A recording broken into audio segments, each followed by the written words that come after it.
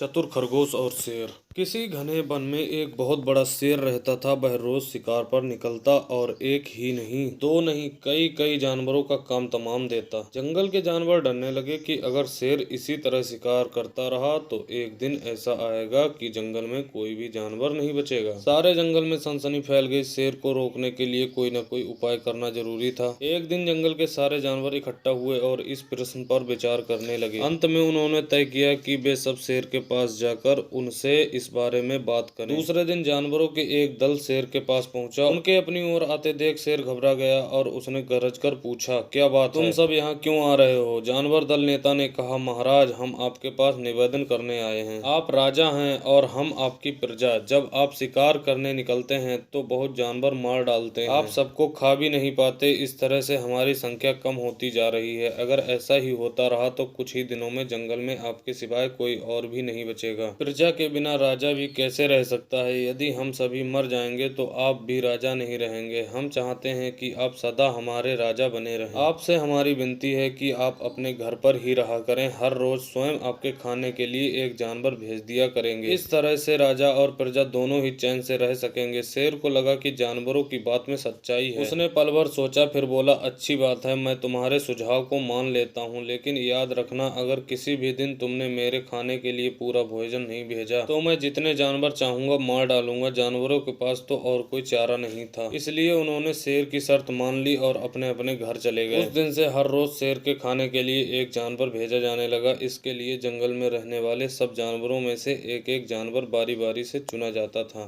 कुछ दिन बाद खरगोश की बारी भी आ गई। शेर के भोजन के लिए एक नन्हे से खरगोश को चुना गया। वह खरगोश जितना छोटा था उतना ही चतुर भी था। उसने सोचा, बेकार में शेर के हाथों मरना मूर्खता है। अपनी जान बचाने का कोई न कोई उपाय अवश्य करना चाहिए और हो सके तो कोई ऐसी तरकीब ढूंढनी चाहिए जिससे सभी को इस मुसीबत से सदा के लिए छुटकारा मिल जाए। आखिर उसने एक तरकीब सोच ही निकाली। खरगोश धीरे धीरे आराम से शेर के घर की ओर चल पड़ा। जब वह शेर के पास पहुंचा तो बहुत देर हो चुकी थी। भूख के मारे शेर का बुरा हाल हो रहा था। जब उसने सिर्फ एक छोटे से खरगोश को अपनी ओर आते देखा तो गुस्से से बौखला उठा और गरज कर बोला, किसने तुम्हें भेजा है? एक तो पिद्दी जैसे हो, दूसरी इतनी देर से आ रहे हो। जिन बेवकूफों ने तुम्हें भेजा है मैं उन सबको ठीक करूंगा। एक एक का काम तमाम न किया तो मेरा नाम भी शेर नहीं। नन्हे खरगोश ने आदर से जमीन तक झुककर, महाराज, अगर आप कृपा करके मेरी बात सुन ले तो मुझे या और जानवरों को दोष नहीं देंगे। वे तो जानते थे कि एक छोटा सा खरगोश आपके भोजन के लिए पूरा नहीं पड़ेगा, इसलिए उन्होंने 6 खरगोश भेजे थे। लेकिन रास्ते में हमें एक और शेर मिल गया। उसने 5 खरगोशों को मारकर खा लिया। यह सुनते ही शेर दहाड़कर बोला, क्या कहा? दूसरा शेर?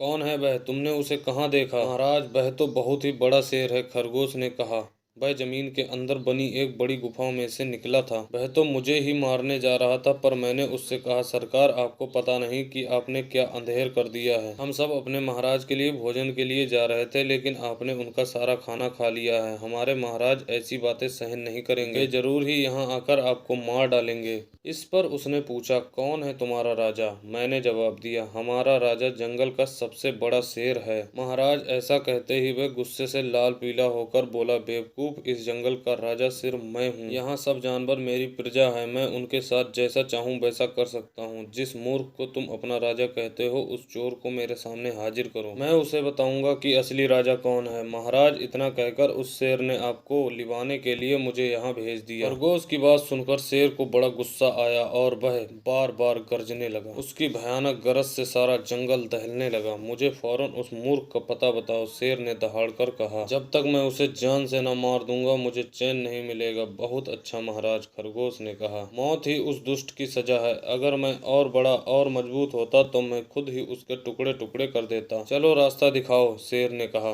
फौरन बताओ किधर चलना है। इधर आइए महाराज। इधर खरगोश रास्ता दिखाते हुआ शेर को एक कुएं के पास ले गया और बोला, महाराज, वह दुष्ट शेर जमीन के नीचे किले में रहता है। जरा सावधान रहिएगा। किले में छुपा दुश्मन खतरनाक होता है। मैं उससे निपट लूंगा, शेर ने कहा।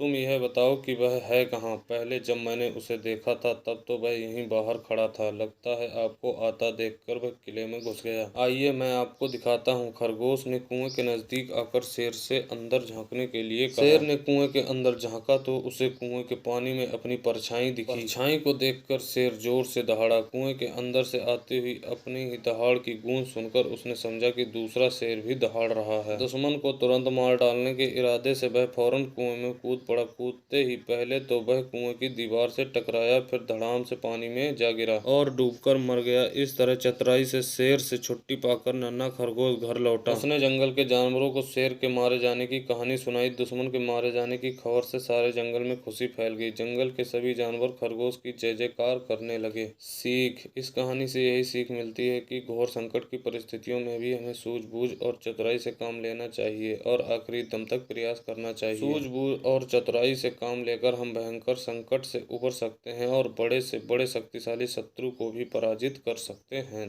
धन्यवाद। हमें उम्मीद है दोस्तों आपको ये कहानी ज़रूर पसंद आई होगी। अगर कहानी पसंद आई हो तो हमारे चैनल को लाइक और सब्सक्राइब करें, साथ में बेल आइकन को भी दबाएं। धन्यवाद।